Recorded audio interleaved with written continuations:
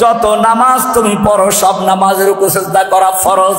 ফজর পড়ো, যোহর পড়ো, আসর পড়ো, মাগরিব পড়ো, ইশা পড়ো, জুমা পড়ো, ঈদ পড়ো, সব নামাজের রুকু সিজদা করা ফরজ।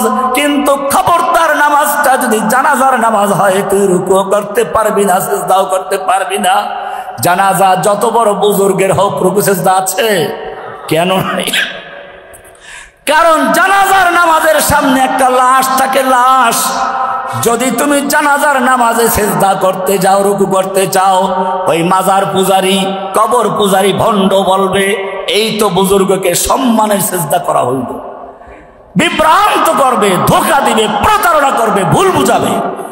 আল্লাহ রাব্বুল আলামিন সেজন্য ভুল বুঝানোর কোনো সুযোগ না থাকে, ধোঁকা দেওয়ার কোনো সুযোগ না থাকে, প্রতারণা করার কোনো সুযোগ না থাকে, সেজন্য তিনি নিজের পাওনা রুকু সিজদা পর্যন্ত জানাজার নামাজের থেকে বাতিল করে দিয়েছেন। সুবহান, কি সুন্দর শরিয়া পরিষ্কার করে দিলেন। ও মুসলমান, এই লাশটা যখন কবরে চলে গেল, মাঝখানে হোকলা আসলো, বাস আসলো, এরপরে তোমাকে কোন বিবেক সিজদা করার অনুমতি দিল? কবরে সিজদা করা জায়েজ না হারাম? কবরে টাকা পয়সা দেওয়া, মান্নত করা জায়েজ না হারাম? কবরওয়ালার ক্ষুধা লাগে নাকি?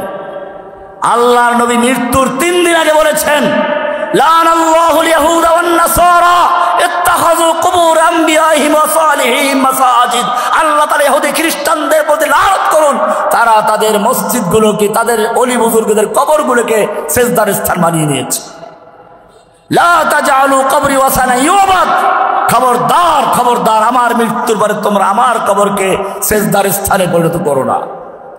ভাইরা আমার, ইয়াকা নাবুদু পরিষ্কার করে দিয়েছে। সিজদা করব কার জন্য? মান্নত করব কার নামে? মান্নত করা ইবাদত আল্লাহর নামে করে। যদি আল্লাহর ইবাদত হয় তাহলে পীরের নামে করলে, কবরের নামে করলে কার ইবাদত হইল? পশু জবাই করা ইবাদত আল্লাহর নামে করলে আল্লাহর ইবাদত, কোন পীরের নামে, মাজারের নামে করলে কার ইবাদত? পশু জবাই করব কার নামে? ইবাদত করব কার? ইয়াকা নাবুদু ও রব্বুল আলামিন, আমি কেবলমাত্র শুধুমাত্র তোমারই গোলামি করি। আমার ব্যক্তি জীবনে গোলাম কার? সামাজিক জীবনে গোলাম কার? রাষ্ট্রীয় জীবনে গোলাম কার? ব্যাংকে গোলাম কার? আদালতে গোলাম কার? সংসদে গোলাম কার? কি ঠিক আছে নাকি? বুঝে বলতেছেন? ব্যাংকে চলে সুদে, আল্লাহর গোলামি কোথায় করলেন?